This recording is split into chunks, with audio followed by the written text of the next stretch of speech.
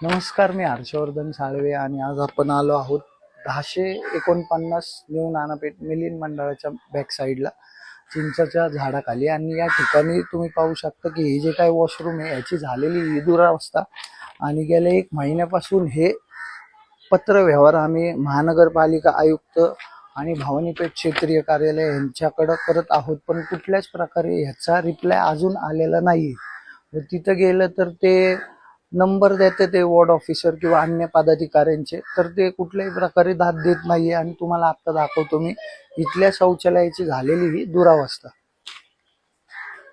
तर नक्कीच तुम्ही पाहू शकता की या ठिकाणी या शौचालयाचे दरवाजे खराब झालेले आहेत किंवा काड्या नाहीयेत किंवा कुठल्याच प्रकारे इथं लाईट वगैरे नाहीये। आणि तुम्ही पाहू शकता की गेले अनेक वर्षापासून हे तर दाखव ना, गेल्या अनेक वर्षापासून हे शौचालय खराब झालेलं आहे आणि महापालिकेचं पूर्णपणे दुर्लक्ष आहे आणि नाहीये।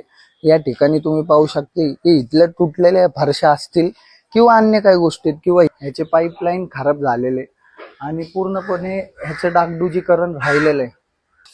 तर नक्कीच माझी नम्रतेची विनंती असेल, या ठिकाणी जे काही हे शौचालय 1049 मिलिंद मंडळाच्या मागे, तर ह्या शौचालयाचे डागडुजीकरण करून देण्यात यावे, जेणेकरून नागरिकांना कुठल्याही प्रकारचा त्रास होणार नाही। धन्यवाद।